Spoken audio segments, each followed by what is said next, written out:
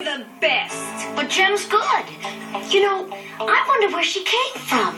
I never heard of her before she joined the holograms. Maybe Little Miss Perfect's a crook. Why doesn't anyone know her real name? Yeah. Who does she think she is?